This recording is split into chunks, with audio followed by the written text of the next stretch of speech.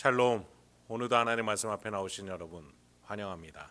우리 함께 기도하겠습니다. 하나님, 오늘도 우리에게 귀한 말씀 주시니 감사합니다. 이 말씀을 통해서 우리의 심령이 용기와 소망과 결단, 하나님만이 주실 수 있는 능력으로 가득하게 하옵소서.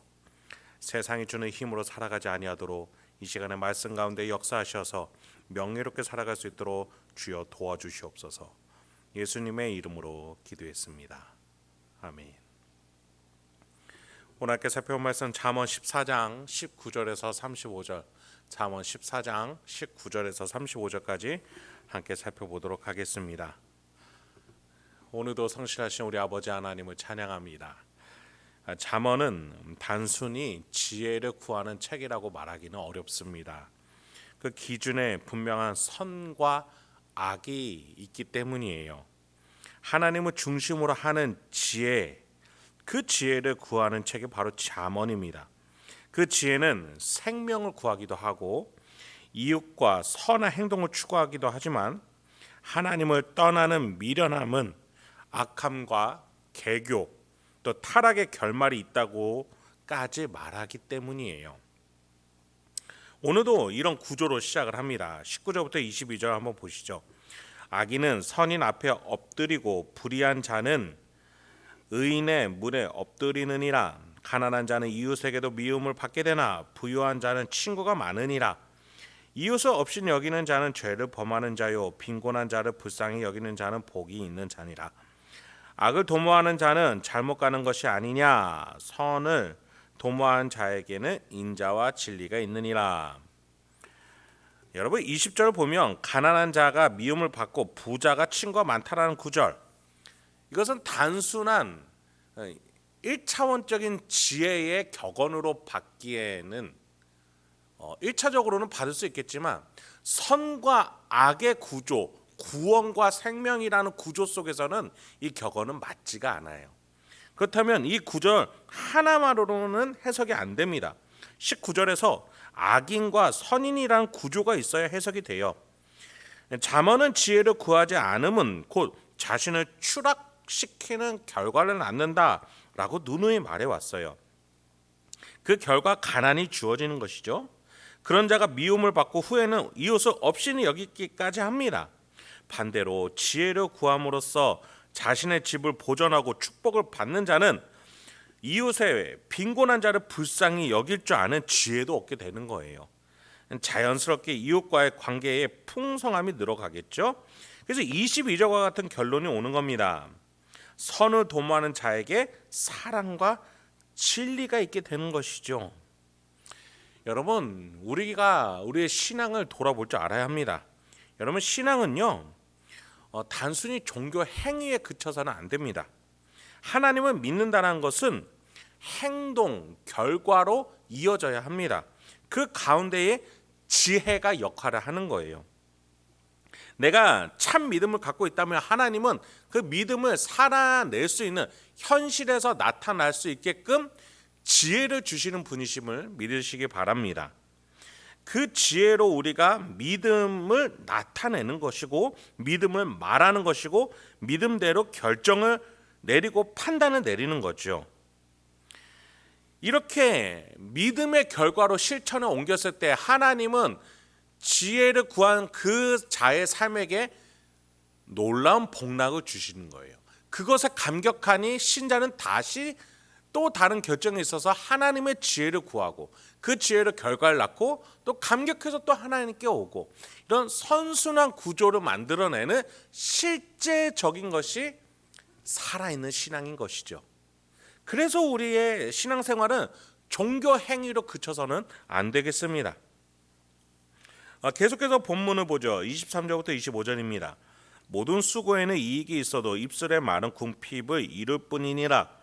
지혜로운 자의 재물은 그의 면류관이요 미련한 자의 소유는 다만 미련한 것이니라. 진실한 증인은 사람의 생명을 구원하여도 거짓말을 뱉는 사람은 속이느니라. 수고로움, 내가 수고하면 이익을 가져다 주죠. 그런데 말뿐일 때는 궁핍합니다. 지혜로운 자의 소유와 미련한 자의 소유는 본질적으로 다르다라고 말하는 것이에요. 더 나아가 지혜는 사람을 구하고 거짓말은 속이는 역할을 합니다. 여러분, 이 구절도 1차원적으로는 그냥 받아들일 수 있는 격언임에도 불구하고 조금 불명확해요. 누가 옳고 누가 그른지, 누구의 소유는 악하고 누구의 소유는 선한지, 누가 진실이고 누가 거짓인지 우리는 도저히 알 수 없기 때문이죠. 이 구절 어떻게 해석해야 될까요? 26절부터 27절이라는 분명한 기준이 있어야 합니다. 여호와를 경외하는 자에게는 견고한 의뢰가 있나니 그 자녀들에게 피난처가 있으리라. 여호와를 경외하는 것은 생명의 셈이니 사망의 그물에서 벗어나게 하느니라. 하나님을 두려워할 줄 아는 여호와를 경외하는 것, 그에게 피난처, 또 그에게 생명의 셈이 주어진다는 거예요. 여러분, 하나님 앞에서 하나님을 두려워하면서 수고로움을 통해서 자신의 먹을 양식을 구하는 정직함, 그런 자들은 궁핍과 거리가 멀어지게 되고 도리어 하나님이 주신 재물을 면류관으로 칭함을 받게 된다라고 본문은 말해주고 있어요. 그러니 그의 말과 행동은 타인에게 본이 되고 동기가 되고 생명이 되니 이웃들에게 인도해주는, 인생은 이렇게 살아야 됩니다라는 본까지도 되는 것이에요. 여러분, 그런 점에서 그 다음 절에서는 하나님을 경외하는 왕에 대해서 말합니다. 하나님을 경외하는 왕은 백성이 많이 따르지만 그렇지 않은 왕에게는 백성이 떠나간다라고 말해주고 있어요. 하나님을 경외하며 노하기를 더디하며 명철하게 행동하지만 하나님을 믿지 못하는 자는 자신의 얄팍한 지혜로 산다, 어리석음을 나타낸다 라고 28절부터 29절이 말해주고 있어요. 여러분, 이런 삶의 비교를 30절은 이렇게 정리를 해줍니다. 한번 같이 읽어보실까요? 평온한 마음은 육신의 생명이나 시기는 뼈를 썩게 하느니라. 여러분, 하나님이 나의 삶을 지혜로 지금 돌보고 계신다는 믿음을 가지고 살아가시기 바랍니다. 믿음이 주는 거룩한 부담감은 우리를 평온한 마음으로 인도합니다. 그래서 우리 육신에게 생명을 가져다 주죠. 그러나 하나님을 떠난 세속적인 스트레스와 세속이 주는 지혜는 우리 몸에 해롭습니다. 애간장만 녹일 뿐이에요.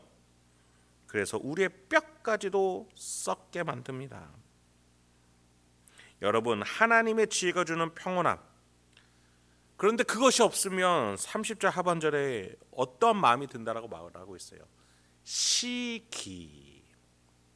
평온한 자를 바라보며 나도 저렇게 되고 싶다. 그런데 겸손하게 지혜를 구하는 것이 아니라 저렇게 되고 싶지만 내 마음대로 저렇게 되고 싶다. 내 뜻대로, 내 행동대로, 내 주장대로. 그러니 계속해서 시기는 늘어가죠. 그러한 스트레스는 그 사람의 마음과 몸을 삭게 만드는 것이에요. 31절부터 계속해서 선과 악에 대한 비교가 이어집니다. 가난한 사람을 학대하는 자는 그를 지으신 이를 멸시하는 자요, 궁핍한 사람을 불쌍히 여기는 자는 주를 공경하는 자니라. 악인은 그의 환난에 엎드려져도 의인은 그 죽음에도 소망이 있느니라. 하나님의 지혜를 구하는 의인은 죽음에도 하나님이 책임질 영혼이기 때문에 소망으로 죽음을 맞이합니다. 악인은 당장 앞에 있는 작은 환난에도 무너지고 말아요. 의지할 것이 없어 자기 자신만 믿는데 자기 자신이 죽음 앞에서 얼마나 무력한지, 아니 죽음이 아닐지라도 세상의 환난 앞에서 얼마나 자기가 힘이 없는 존재인지 알기 때문에 작은 바람에도 무너지고 말죠. 그러니 가난하고 궁핍한 자는 눈에 보이지도 않는 겁니다. 마지막으로 33절부터 35절이에요. 지혜는 명철한 자의 마음에 머물거니와 미련한 자의 속에 있는 것은 나타나느니라. 공의는 나라를 영화롭게 하고 죄는 백성을 욕되게 하느니라. 슬기롭게 행하는 신하는 왕에게 은총을 입고 욕을 끼치는 신하는 그의 진노를 당하느니라. 선과 악에 근거한 지혜는 한 개인과 가정에 그치지 않고 나라와 민족에게까지 영향을 미칩니다. 그렇습니다, 여러분. 우리 안에 있는 이 지혜가 나와 가정과 교회와 나라와 민족을 지켜주는 지혜임을 기억하시기 바랍니다. 아브라함이 롯과는 반대로 하나님의 약속을 찾아 하나님이 바라보게 해주신 그 땅을 바라보는 데에는 하나님이 주신 지혜가 있기 때문에 눈에 좋아 보이는 소돔과 고모라 땅을 보지 않게 해줬어요. 그것은 나중에 그 지역 일대를, 민족을, 나라를 마침내 롯이 속한 소돔과 고모라까지도 구하게 해주는 지혜였습니다. 여러분, 저와 여러분이 기도하고 하나님께 의뢰하고 하나님께 지혜를 구하는 그 삶 자체가 이 나라의 민족을 지켜줍니다. 저와 여러분이 이 나라의 민족의 믿음의 기둥인 것을 잊지 마시고 오늘도 하나님께 의뢰하면서 구하면서 두드리면서 지혜로 살아가게 하는 저와 여러분 되게 소망합니다. 함께 기도하겠습니다.